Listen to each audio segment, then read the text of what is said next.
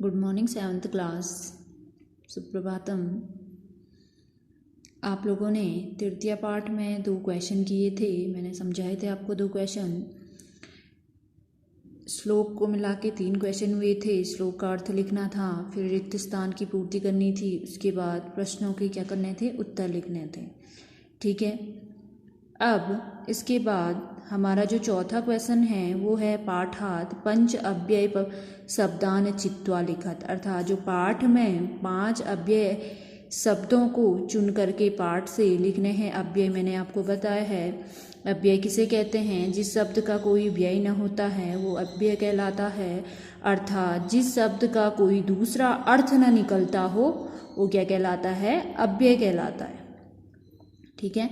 तो ऐसे ही 5 अव्यय हमने पाठ से चुन करके इसमें लिखने हैं। पहला जैसे आपको समझाने के लिए जैसे में दिया है अत्र, कुत्र, अत्र अर्थात यहाँ, कुत्र अर्थात कहाँ। ठीक है।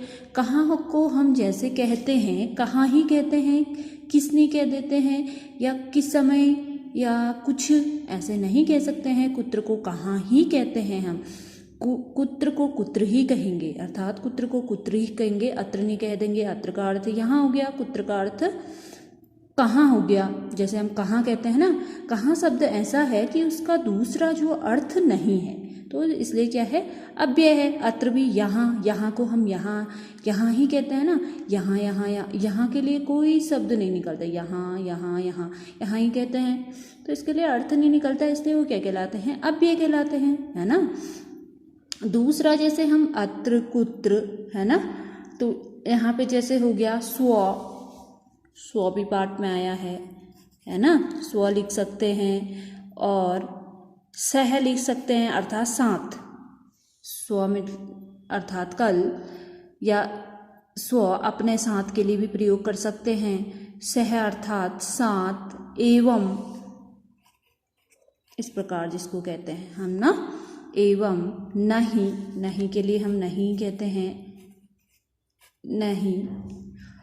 या लिख सकते हैं अत्र कुत्र आ गया है, स्व, सह, एवं, नहीं और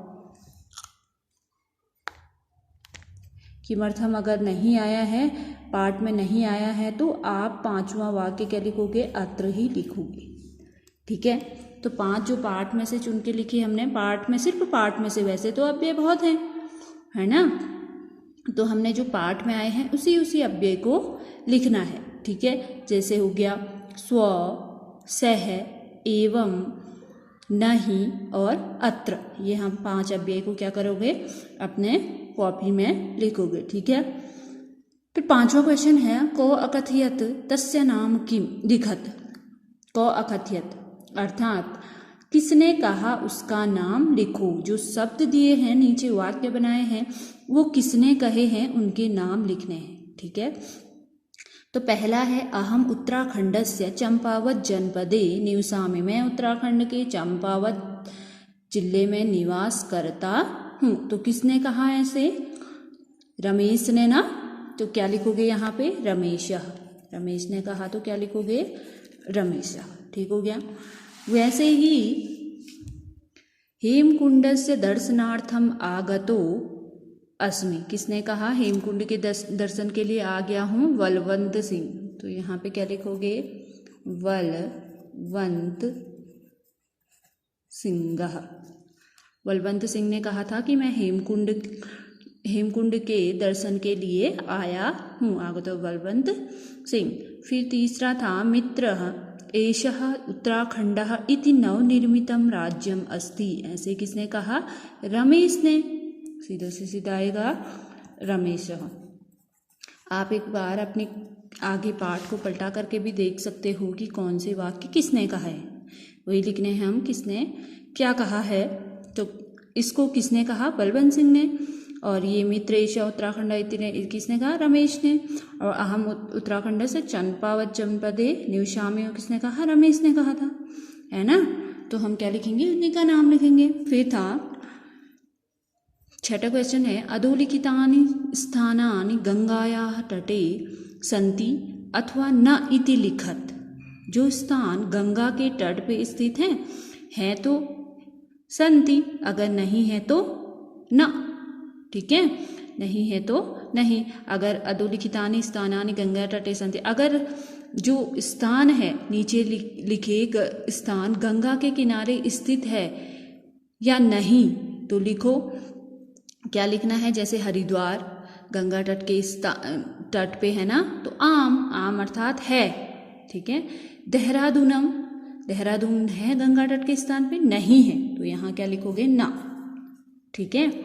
ऋषिकेश है गंगा तट के किनारे, आम, ठीक है, हाँ आगे जाएगा। हेमकुंड ना, हेमकुंड भी गंगा तट के निकट नहीं है, ठीक है। तो पूछा था कि गंगा तट में जो है स्थान, उसमें हाँ लिखना है, जो नहीं है तो ना लिखना है। तो देहरादून नहीं है गंगा तट के स्थान पे, है ना। हरिद्वार है, ऋषिकेश भी है, और हेमकुंड नहीं है, ठीक हो गया। अब है रेखांकितानि पदानि शुद्धम कुरुत।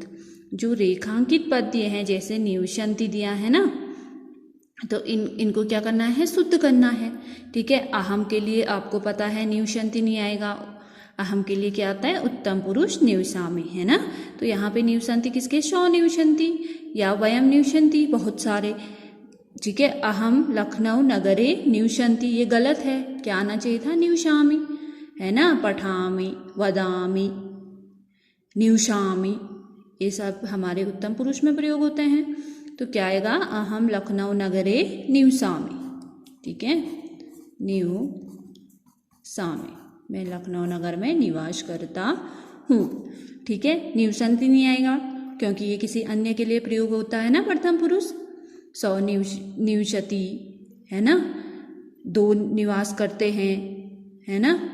निवसति, निवसतो, निवसन्ति हो जाएगा, बहुत सारे निवास करते हैं। लेकिन हम अहम है तो निवसामि, मैं के लिए क्या प्रयोग होता है, उत्तम पुरुष, निवसामि, निवसावः, निवसामः, ठीक है। तो एक है तो निवसामि आ जाएगा, मैं ही मैं हूँ, है ना। अगर बहुत सारे होते तो निवसामि, निवसावः, निवसामः, ठीक है, ऐसा आ जाता।